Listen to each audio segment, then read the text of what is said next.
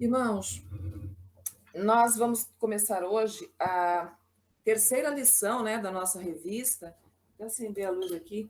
A terceira lição da nossa revista, cujo tema é Fundamentos da Fé Cristã.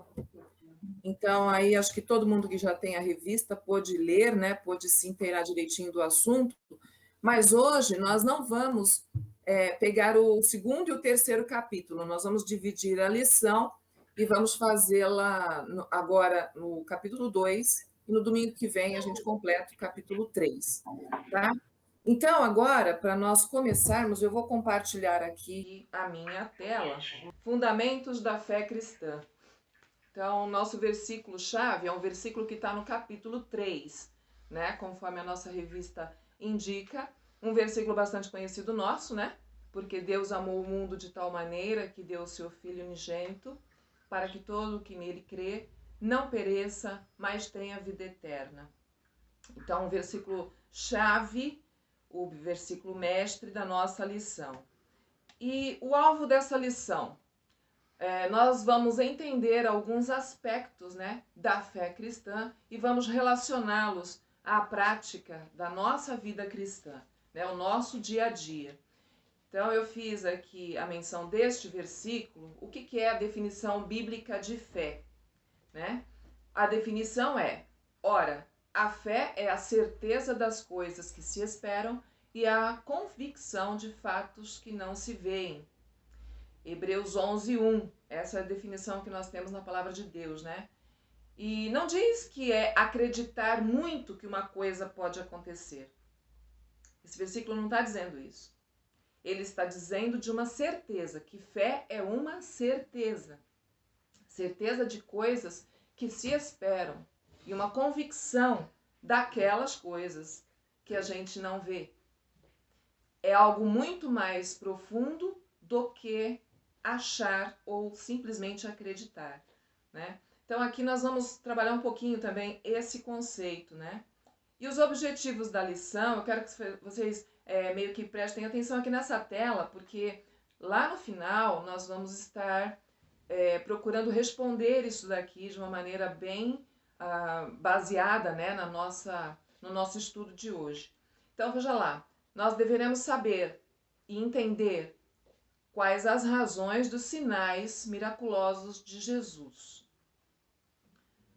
Nos habilitar para praticar aspectos da fé no dia a dia e agir de uma maneira que evidencie, né, essa verdade, a prática da verdade com a fé. O exemplo da nossa fé vai ser a prática, né, de uma vida baseada na verdade. Então é isso que nós vamos estar estudando. Aqui tem um resumo assim da estrutura que nós vamos ver, né? O capítulo 2, aí está errado aí capítulos, o capítulo 2 do Evangelho de João. E nessa sessão o apóstolo vai revelar fatos do ministério de Jesus, né? Na verdade, nós vamos estar olhando o começo do ministério de Jesus. E vai nos ajudar a entender os fundamentos da fé cristã, da nossa fé. Então a lição foi estruturada em 4 partes, nós vamos ver 2 e domingo que vem veremos mais 2.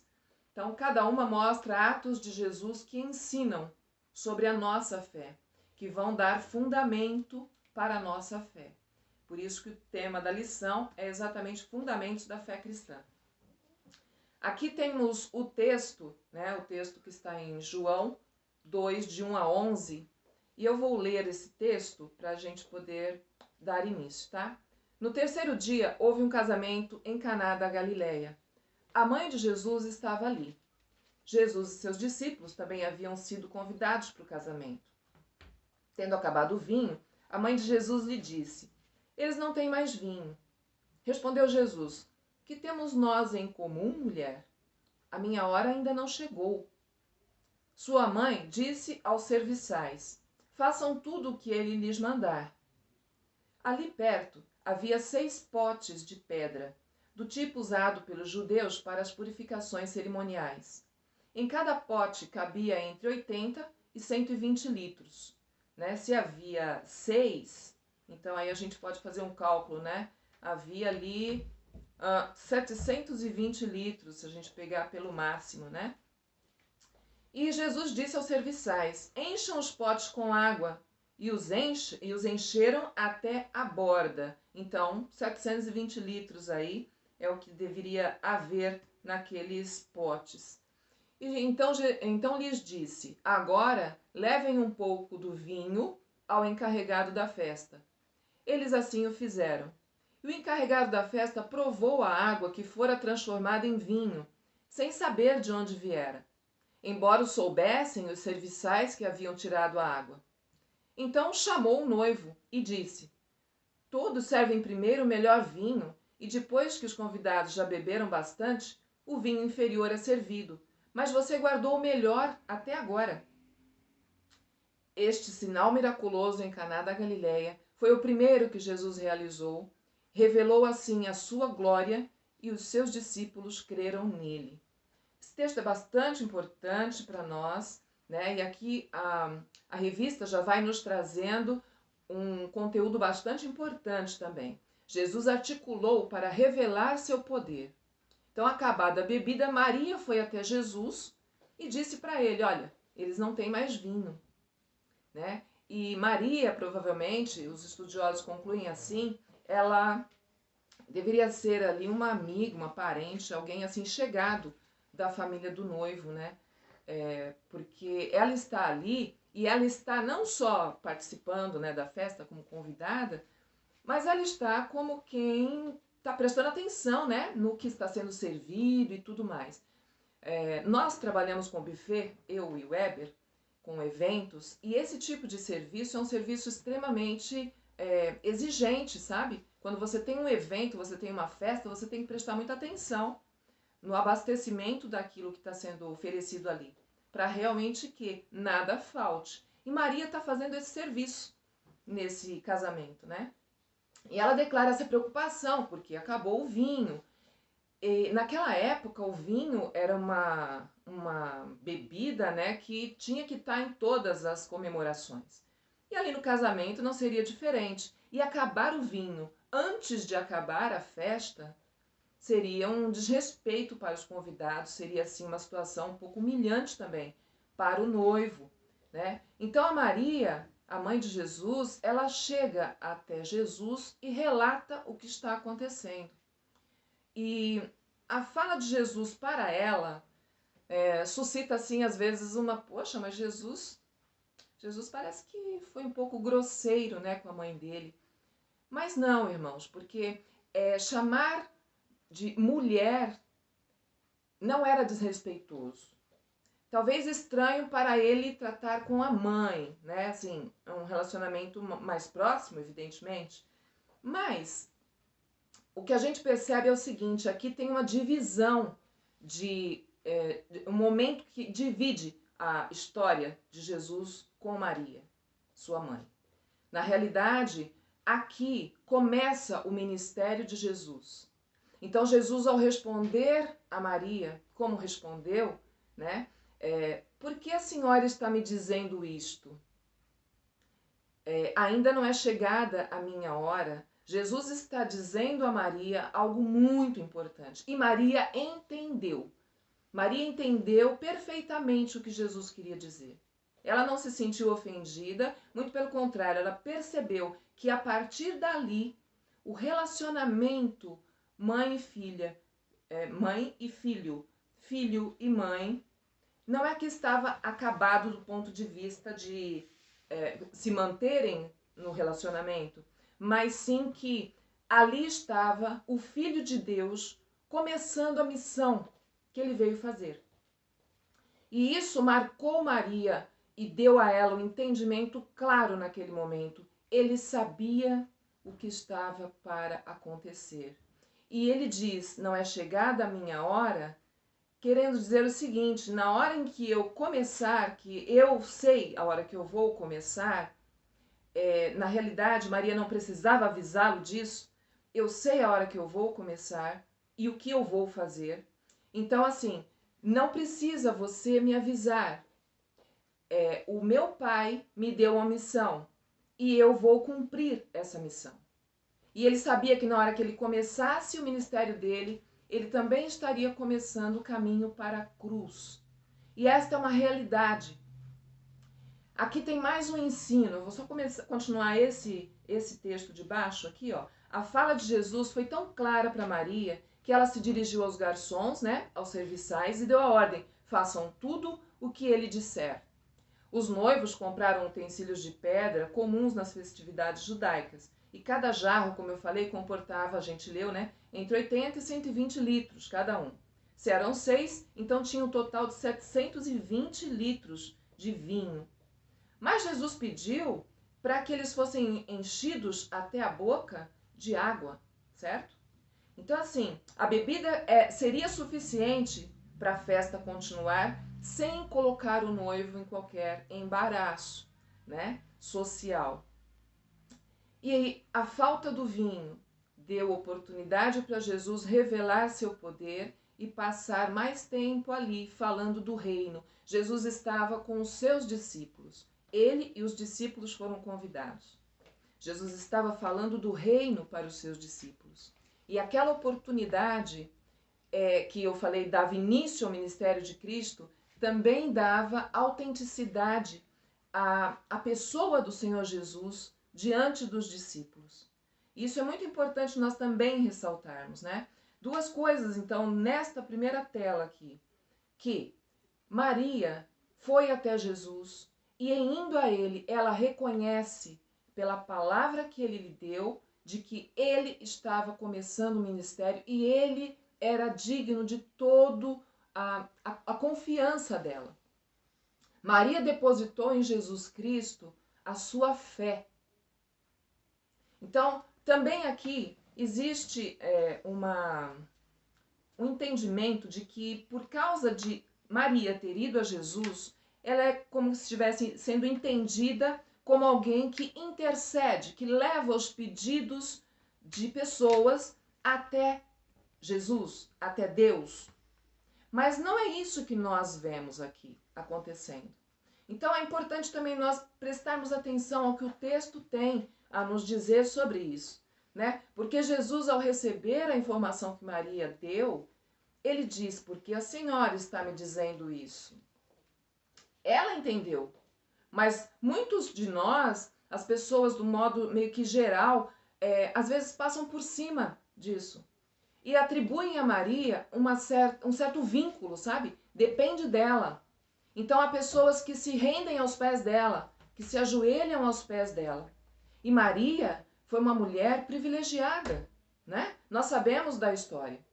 Entretanto, Maria não deve ser adorada. Ela deve ser respeitada como é. Ela deve ser uma pessoa vista como privilegiada, assim como o anjo falou, né? O anjo disse a ela quando a visitou.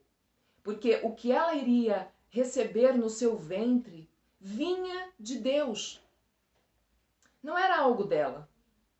Então ela é digna de todo respeito, sabe? Ela com certeza foi alguém que Deus separou para cuidar do nosso Salvador. Então ela é alguém muito especial, sim. Diferente de ser digna de adoração. Então, aqui são feitas essas observações, e eu gostaria de ressaltar isso, para nós darmos atenção à pessoa dela, mas não à adoração. A adoração é dada a Jesus Cristo, a quem ela obedece, a quem ela deposita fé, em quem, né? Ela deposita a sua fé.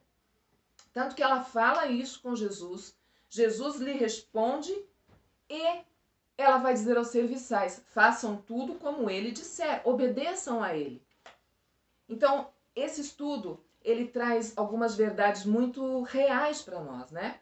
Para nós focarmos a nossa fé. O fundamento da nossa fé precisa estar na pessoa do Senhor Jesus. E nós vamos ver agora mais adiante o seguinte, ó.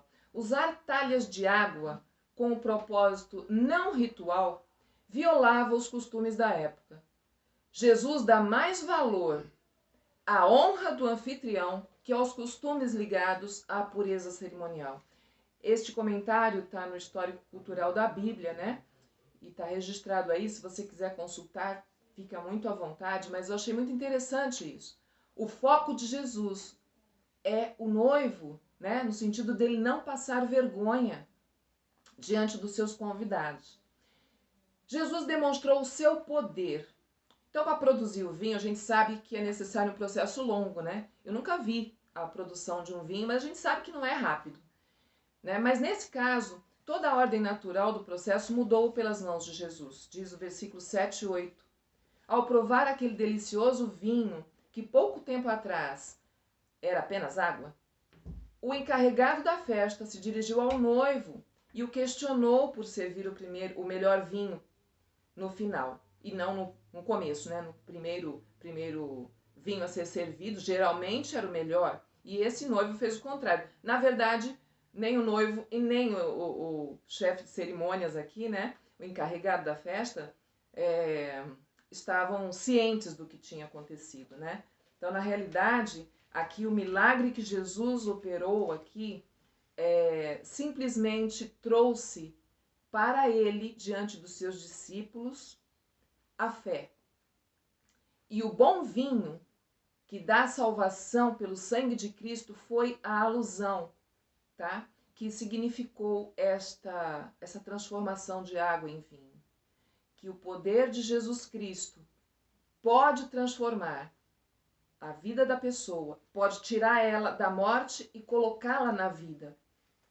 Então é um significado bastante importante aqui, que nós precisamos deixar claro na nossa mente, né? Este era um sinal que apontava para a glória de Cristo. Então, o próximo passo, Jesus revelou a sua glória, né? Mais do que um milagre, aquela transformação, aquele evento era um sinal que evidenciava a chegada do Messias. Vamos falar um pouquinho sobre o que é um sinal. Se você, claro que já viajou, quando você vê alguma placa indicando, olha, posto de gasolina daqui a 5 quilômetros, este é um sinal, né? Então, pensando nisso, este é o significado de um sinal, ok? O milagre era um sinal de que o Messias havia chegado. Esta realidade precisava ser marcada, né? O começo do ministério de Cristo estava acontecendo naquele casamento. Era a primeira grande manifestação da glória de Jesus. O verso que a gente leu descreve que após Cristo ter revelado sua glória, os discípulos creram nele. E aí vem as perguntas, como a revista nos orienta aqui a pensar. Creram porque viram a glória ou porque viram o milagre?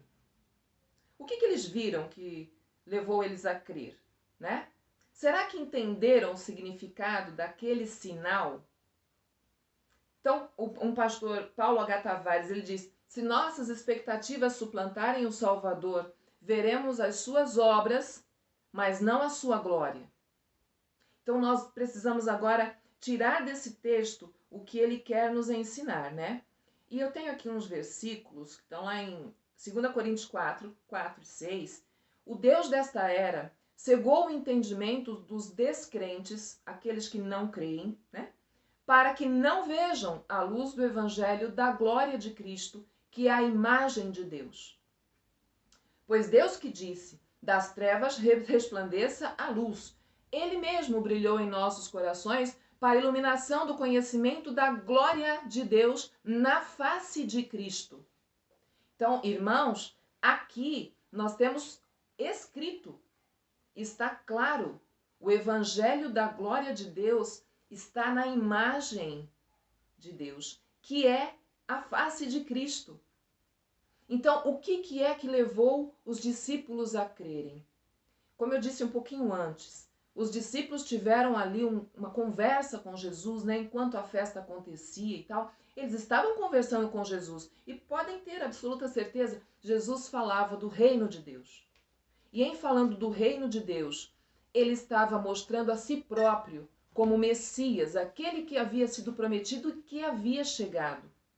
Então, a glória de Deus está em identificar e honrar e adorar ao Senhor Jesus Cristo e a ninguém mais. Então, Os discípulos entenderam isso.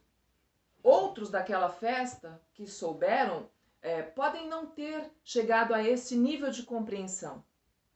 Entretanto, a glória de Deus está na pessoa do Senhor Jesus Cristo, como diz aí nesse texto, né? O agir de Deus acontece para mostrar a sua glória. Diz o versículo de João 16,14: Ele me glorificará, porque receberá do que é meu e o tornará conhecido a vocês. Então, quando a Bíblia diz que Jesus Cristo é a revelação do Pai, é isso. Ele veio trazer aquilo que era do Pai para nós, para tornar conhecido para nós, né? A obediência de Jesus Cristo glorificou a Deus.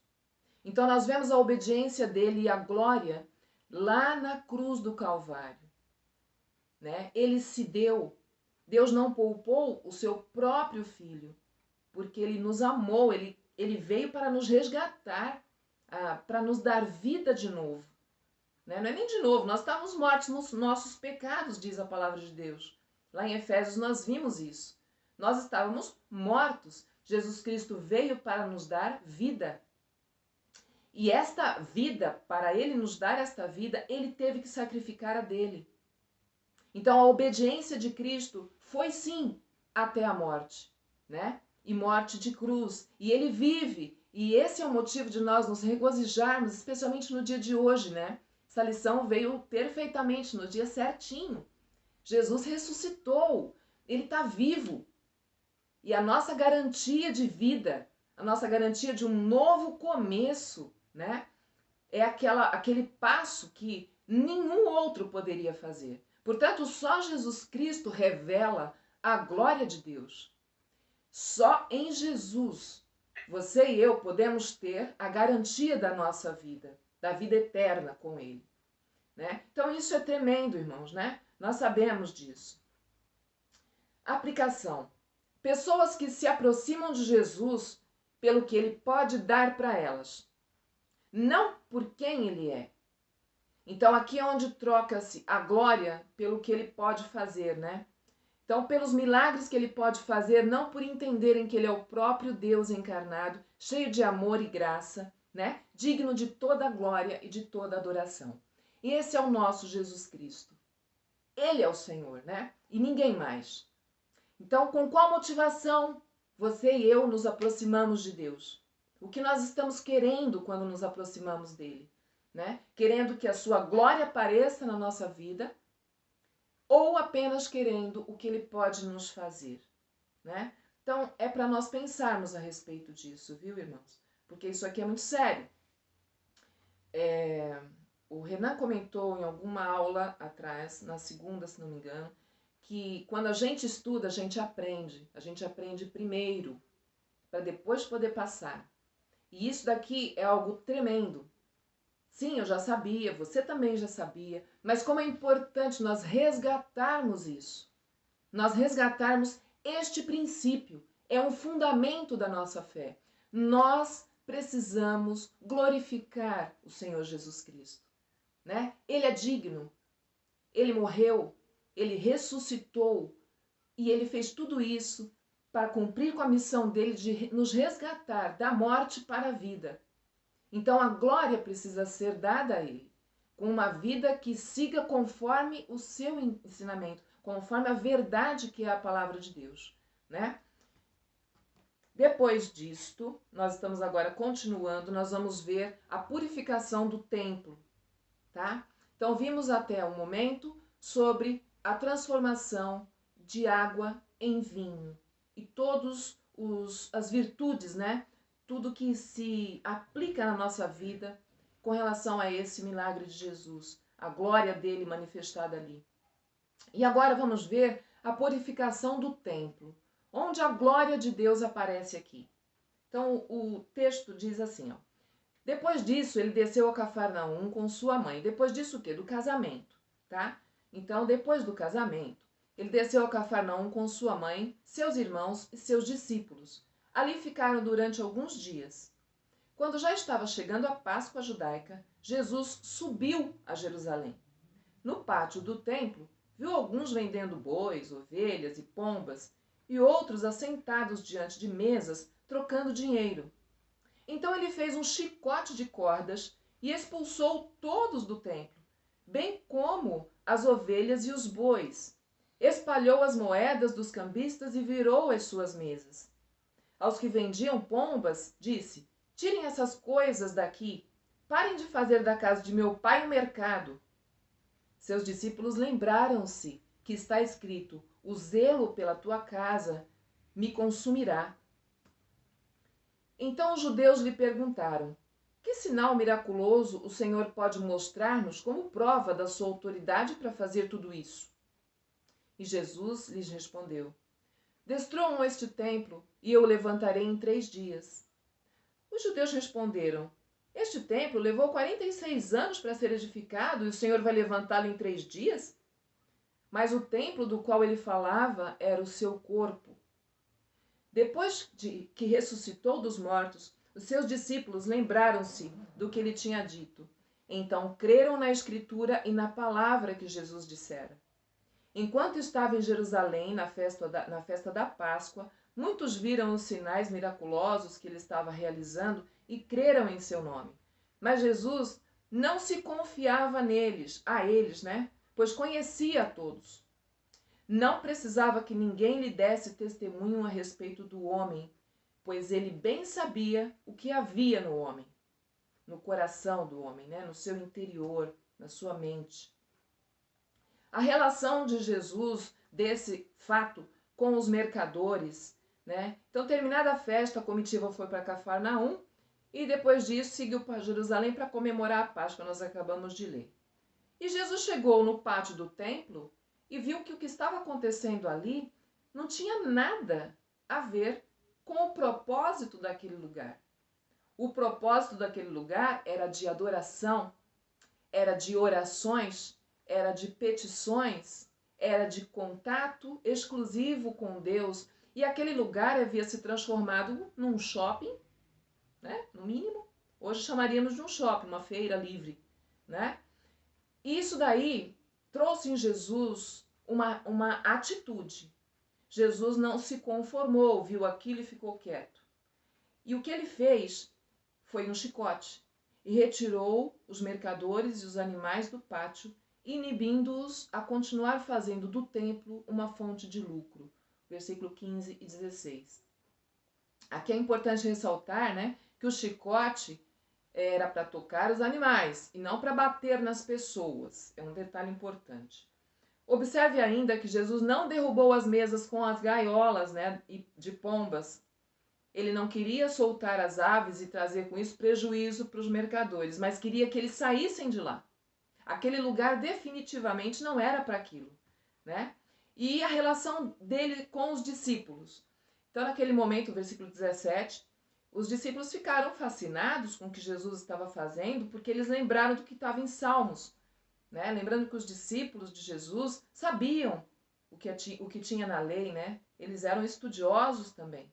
E eles revisaram mentalmente o ensino que o templo era um lugar de adoração sincera e pura. E eles estavam também vendo que não era isso que estava acontecendo, Ali estava tendo negócios, estava tendo exatamente um comércio.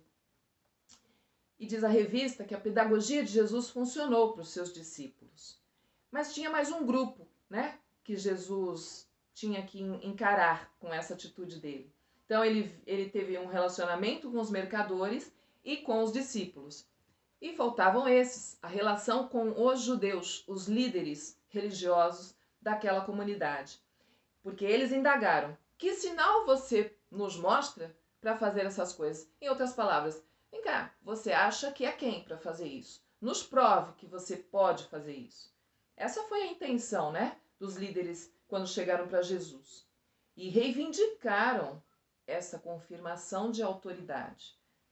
Essas pessoas eram pessoas que tinham um poder, de influência bastante grande. Eles eram líderes, não era à toa. Então, veja, quando eles colocam Jesus, vamos dizer assim, contra a parede, perguntando para ele: com qual autoridade você faz isso? Nos prove, nos dê um sinal de que você tem autoridade mesmo para fazer isso. porque eles estavam enfurecidos já com Jesus. E a resposta de Jesus, diz aí na revista, né, foi enigmática. Ele disse: destruam este santuário e em 3 dias eu o levantarei. Aquilo causou um espanto para eles, porque o templo, né, aquele templo era majestoso, era enorme e nem estava completo, né? Segundo os relatos aí históricos, nem estava completo nessa época, mas havia estado em construção já por 46 anos e ele disse que destruindo, ele o levantaria em 3. Na realidade, eles não entenderam, porque Jesus falava do corpo dele. Jesus novamente dá ele na resposta, ele coloca um sinal da sua morte e da sua ressurreição. E é o que a gente vai ver aqui. Então, não se trata do templo em Jerusalém.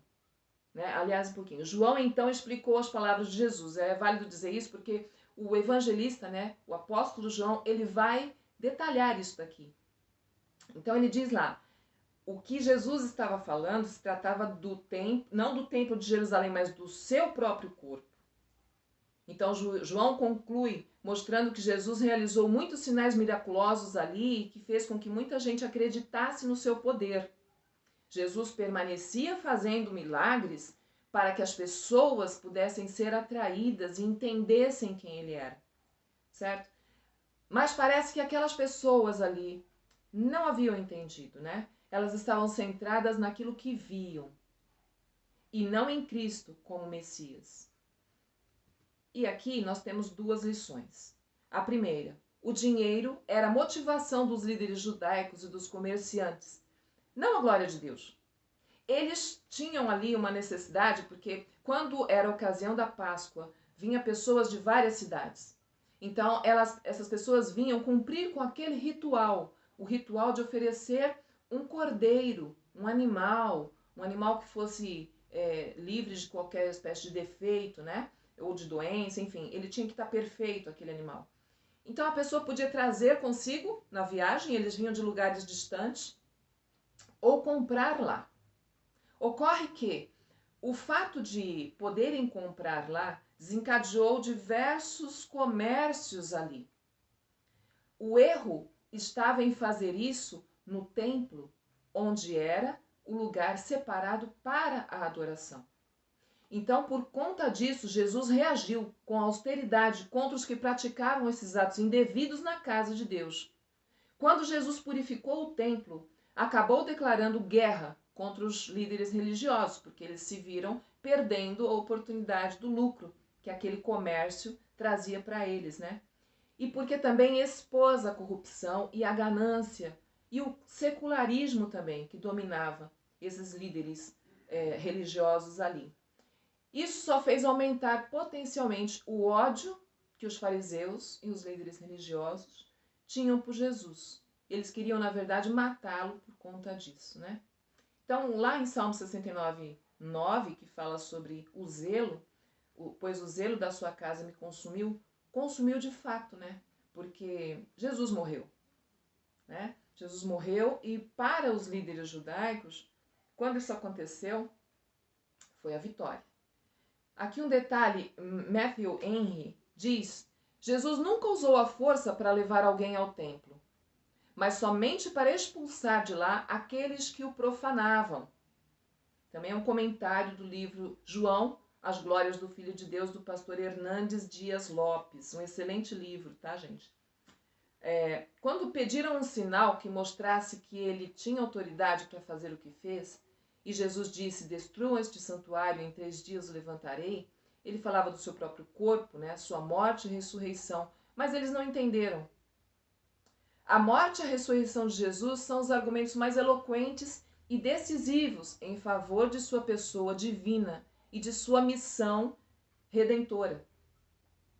Então veja, aqui e no casamento, o objetivo de Jesus era mostrar a sua glória, certo? E a pessoa divina que ele era. E ele não abandonou a sua missão. Então Jesus veio para substituir o templo. Sua morte varreu dos altares os sacrifícios. Eu achei fantástico esse texto. Ele veio para oferecer um único e irrepetível sacrifício.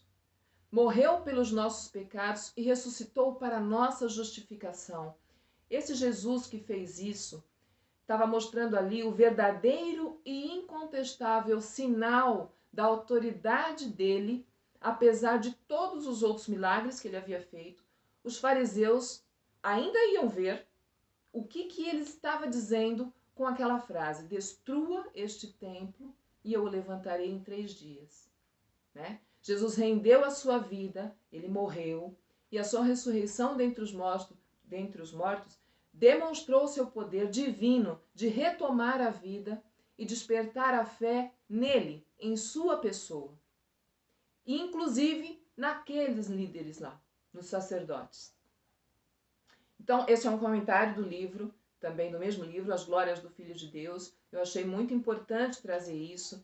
Esse sacrifício irrepetível acabou.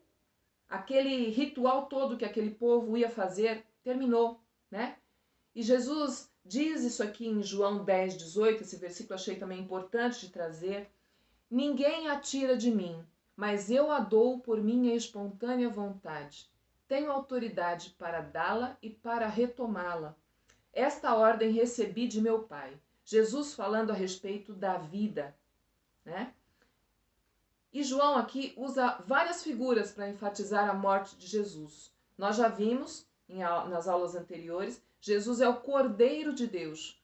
Então, a morte substitutiva pelo seu povo, né? Depois, a destruição do templo que a gente está vendo agora, evidenciando que sua morte violenta terminaria em ressurreição vitoriosa.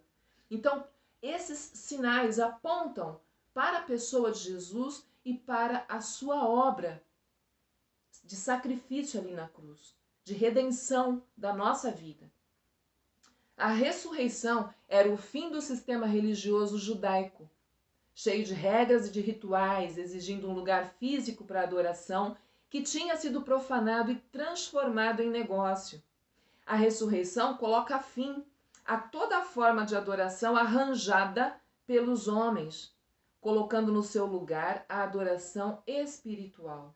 Né? O próprio Jesus é o novo templo, ele mesmo, onde as pessoas do mundo inteiro podem adorar ao Deus vivo em espírito e em verdade. E Jesus diz isso àquela mulher samaritana quando ela foi buscar água e ele estava ali. E ele estava ali com um propósito, né?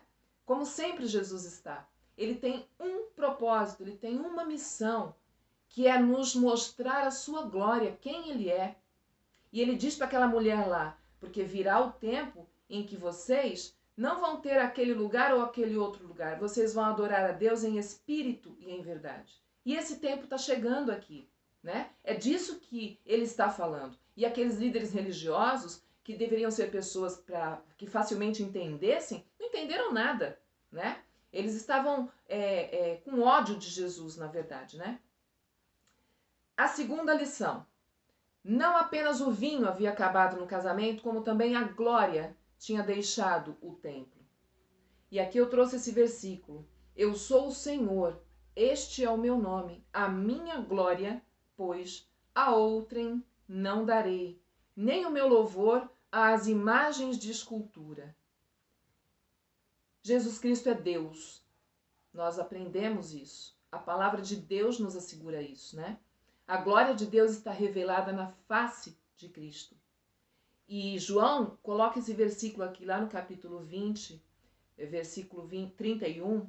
Mas estes foram escritos, estes sinais miraculosos foram escritos para que vocês creiam que Jesus é o Cristo, o Filho de Deus, e crendo tenham vida em seu nome.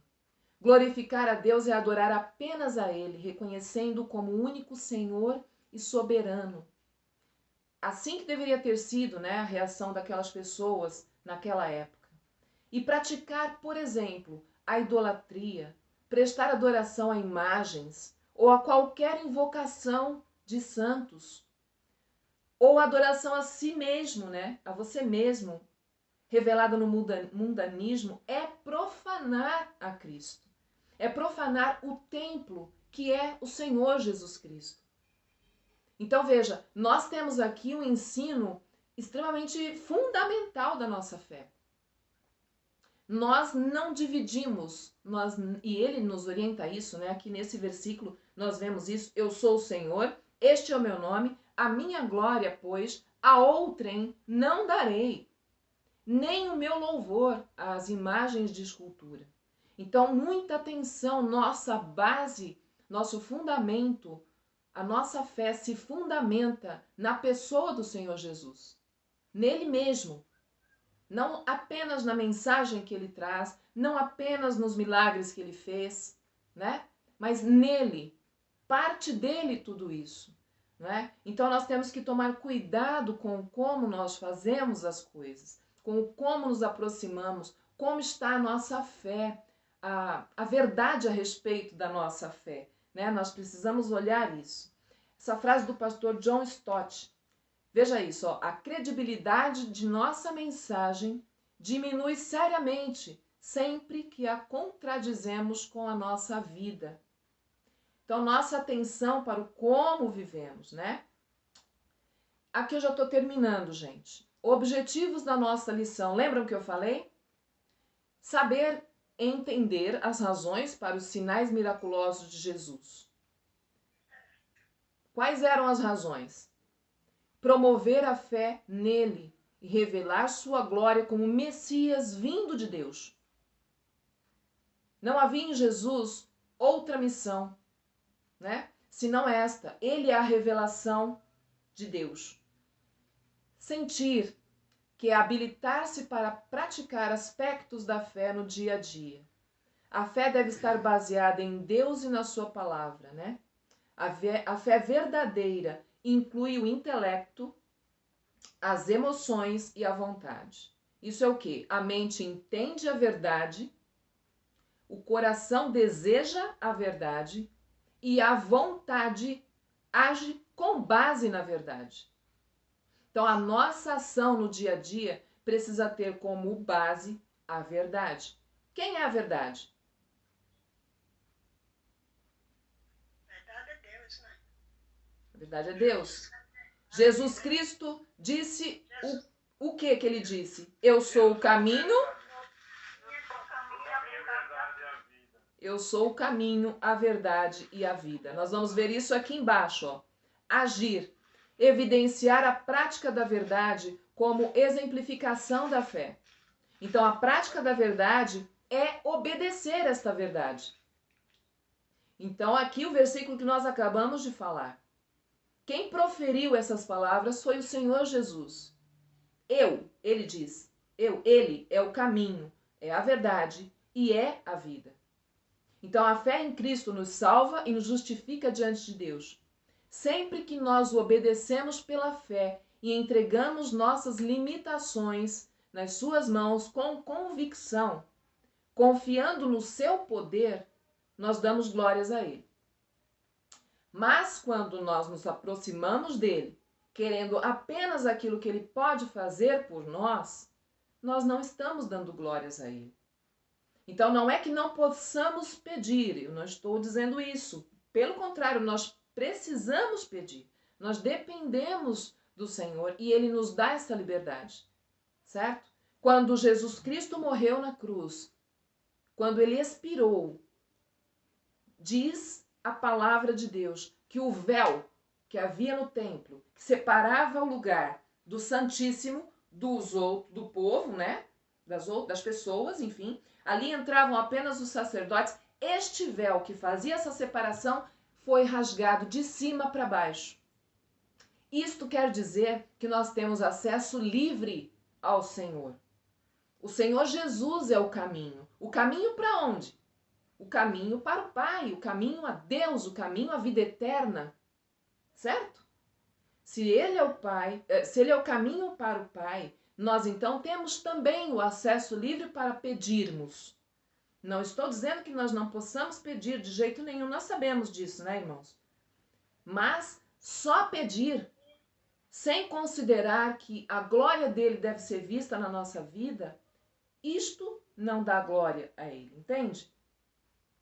Então, o nosso ponto aqui de aplicação é a nossa fé estar enxergando a glória dele, né? Estar focada nele. na pessoa do Senhor Jesus Cristo. Então, assim, tendo convicção, nós vamos nos aproximar dele. E nós vamos nos aproximar dele dando glórias e fazendo a glória dele aparecer na nossa vida. Então, esta é a nossa lição de casa, viu, irmãos? Para que a gente consiga praticar nesses dias, nessa semana. E eu desejo que Deus esteja nos abençoando a praticar, né? A dar uma checada lá na nossa fé. E terminamos a nossa aula de hoje. E eu queria saber se alguém quer fazer algum comentário, alguma inclusão. Fiquem à vontade. Ruth, Dois eu comentários. gostaria que você falasse novamente sobre a mente entende a verdade, o coração eu queria anotar. Tá no slide aí, Edininha, mas Tá é legal. aqui no slide. Muito Mas bonito vamos mesmo. falar assim. Olha só. Quero A falar fé, Isso mesmo. a fé deve estar baseada em Deus e na sua palavra, né?